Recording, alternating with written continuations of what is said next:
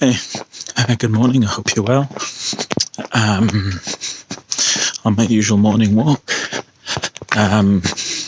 Today's a resilience story as part of this Resilience Cube project.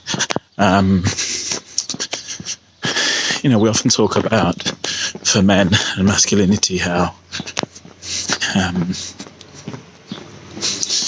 we need to be vulnerable, and how I've spoken about, it takes courage to be vulnerable, and something popped up on my YouTube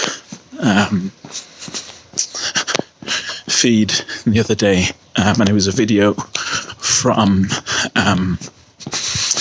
ex-Arsenal footballer Ian Wright, and it's I can't remember the name of the YouTube channel that it was on, but it was, I think it was like 20 odd minutes, him kind of talking about his life in football and talking about his history growing up and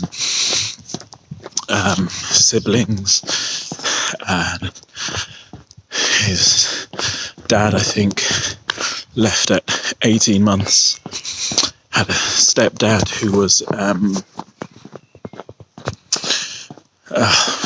not great, abusive, and then his mum was an alcoholic, and so she was abusive in that as well, and he wasn't even blaming them necessarily, although obviously his relationship was with them and was what it was. His dad died, he went to the funeral, but he didn't say anything about it, and as much as he talks about those things of his life that were obviously negative, he also talks about his friendship, his relationship, his camaraderie, his brotherhood with David Rowcastle, who sadly passed away age 33, the impact of that. He spoke about the teacher at school who had a huge impact on his life, and he wanted to meet him in his adult life after he'd achieved all the success with Arsenal, but someone had indicated that this teacher passed away, but it turned out that he hadn't. And one day they were interviewing him for something, and this teacher turned up and surprised him, and he broke down in tears because he knew that teacher had an impact on his life, but